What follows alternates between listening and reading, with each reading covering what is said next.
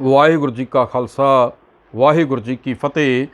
कल देश की एक साबका IPS अफसर जो पहली लेडीज़ IPS अफसर बनी सी किरण बेदी, जो पॉलिटिशियन भी है, उसने कल एक अपनी किताब की लॉन्च के समय एक स्टेटमेंट एक बयान दिता।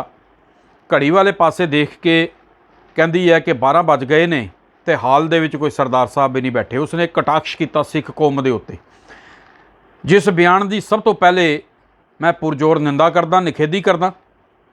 तो दूसरा, उस किरण बेदी की जो एक IPS अफसर है, उसकी घटिया मानसिकता, सिखां के प्रति घटिया सोच जो उसने इस कटाक्ष के राही, इस मजाक के राही प्रगट की है, उस दे उत्ते लानत पाउंदा कि शर्म आनी चाहिए है एक IPS अफसर नूं कोई अनपढ़ या कोई एक गैर समाजिक व्यक्ति कोई इस तरह का बयान दे तो बंदा कहता जी इसके कोल एजुकेशन नहीं, जिहो जी इसकी सोच है या संगत है, सोबत है, उस तरह का बयान दे रहा है। एक IPS अफसर रही होवे और जिसने कि बल्कि अपनी नौकरी के दौरान इस तरीके दे जड़े कोई गलत बयानबाजियां किते होंदियां होईयां होण, उन्हां दे खिलाफ उसने परचे भी कीते होने, बहुत सारे मसले मसाइल जड़े ने वो हल भी किए होने।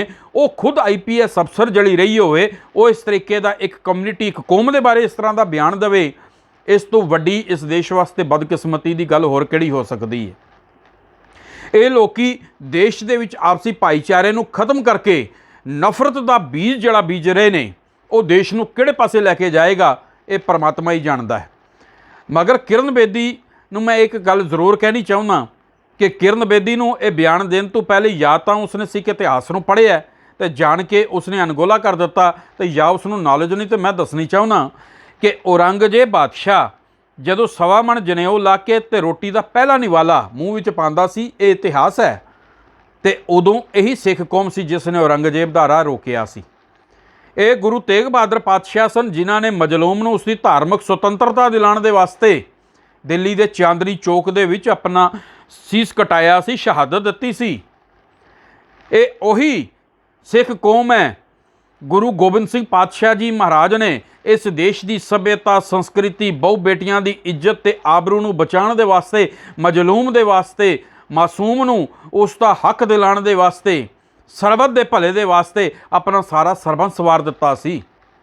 ये उही सिख कौम है जिसने जकरिया खान बहादुर, अहमद शाह अब्दाली ते नादिर शाह दुरानी वर्गे जरवानियां दे राह रोके सन, जड़े इस देश की सभ्यता संस्कृति नूं उजाड़ के इस देश की बहु बेटियां की इज्जत ते आबरू ते हथ पा के गुलाम बना के गजनी ते बगदाद के शहरों में जाके मंडियां लगाया करते सन। ते इसे सिख कौम ने उन्हां दा राह रोकिया, चट्टान वांगू खड़े हो गए कि सिख कौम दे हुंदियां ये साडियां बहु बेटियां नूं, साडियां बच्चियां नूं, इस देश दीयां बच्चियां नूं ये उन्हां दीयां इज्जतां दे उत्ते हथ नहीं पा सकते। उन्हां दे राह रोके ते रात 12 बजे सिख गुरीला जंग करके उन्हां दे उत्ते हमले करते सन ते इस देश दीयां बहु बेटियां दी इज्जत आबरू नूं बचाउंदियां उन्हां नूं छुड़ा के इज्जत ते सत्कार दे नाल उन्हां नूं घरों घरी हिफाजत दे नाल पहुंचाउंदे सन।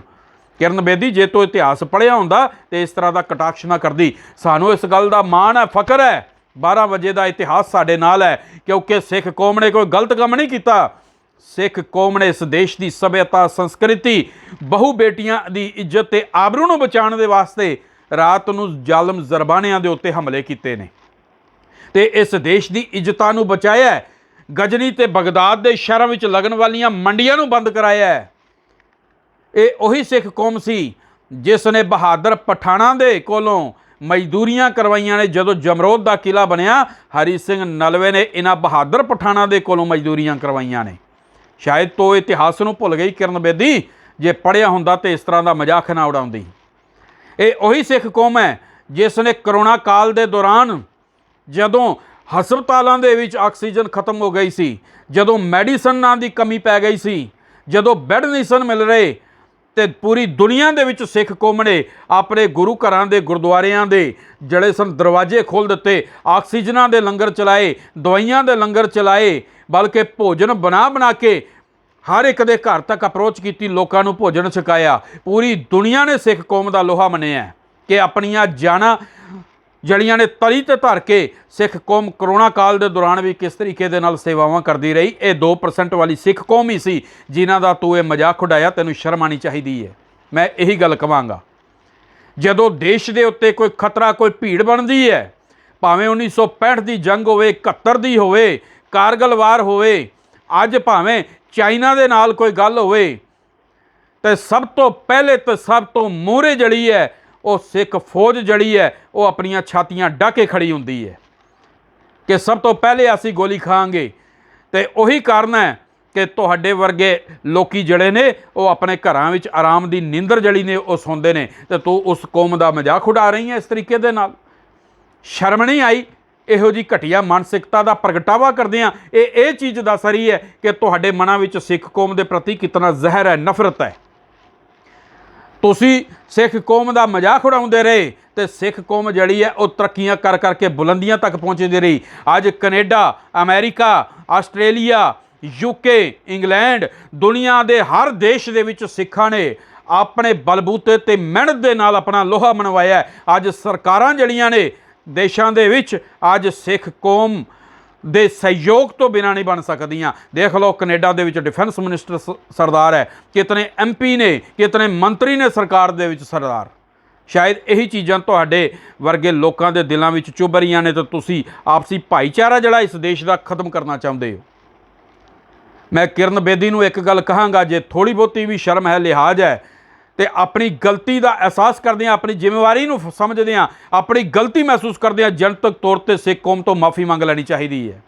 मैं देश के गृह मंत्री ते प्रधानमंत्री साहब नूं कहना चाहांगा, प्रधानमंत्री साहब, लाल किले के उत्ते तुसी गुरु तेग बहादुर पातशाह का 400 साला मनाया है, तो उत्थे तुसी एक गल कही बोलदिआं कि भाई ये देश गुरु पातशाह ते सिख कौम का जिहड़ा एहसान मंद है, उन्हां दे एहसान नहीं भुल सकदा, देन नहीं दे सकदा, तो फिर उसे सिख कौम का एक साबका IPS अफसर ते तुहाड़ी पार्टी दे नाल जुड़ी हुई एक पॉलिटिशियन जड़ी है वो इस तरीके का सिख कौम का मजाक उड़ा रही है, सिख सेंटीमेंट्स नूं हर्ट कर रही है।